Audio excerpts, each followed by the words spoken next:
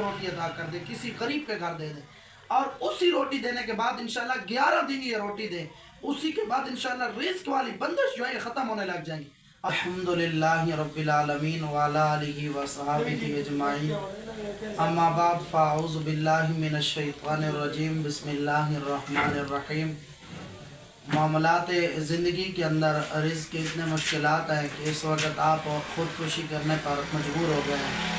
तो आज के बाद इंशाअल्लाह ये वजीफ़ा आजमाएँ और इसके बाद ख़ुदकुशी, मामलात ज़िंदगी, जादू जिन्नात, तवीज़ात वाले जो मामलात हैं, मतलब किसी की नज़र लग जाना या रिश्तेदारों में से किसी ने आपके ऊपर तवीज़ किया है, तो ये वजीफ़ा आपके लिए है। आप सही जगह पहुँचे हैं, सही वीडियो देख रहे हैं। इंशाअल्लाह इसके बाद ये मामलात ख़त्म हो जाएंगे और आप और रिज़्क़ इंशाअल्लाह रिज़्क़ वाले मामलात और बंदिश के अंदर आपको जितनी भी परेशानी है इंशाअल्लाह वो दूर हो जाएंगी और आप हमें आखिरी दिन तक दुआएं देते रहेंगे। सबसे पहले वजीफ़े की शर्त सुने कि सबसे पहले नमाज तहज्जुद आप शुरू करें। आप नमाज तहज्जुद को पाबंदी से पढ़ें, उसी के साथ साथ नमाज फ़र्ज़ जितनी भी हैं आपके ऊपर 5 वक्त की नमाज है वो पढ़ें।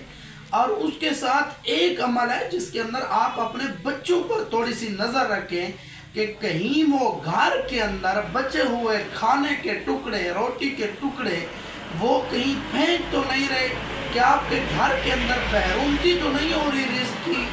तो इस पर थोड़ी सी तवज्जो दें और एक रोटी लें और उसके ऊपर सुबह 3 बार कुल शरीफ दम करें।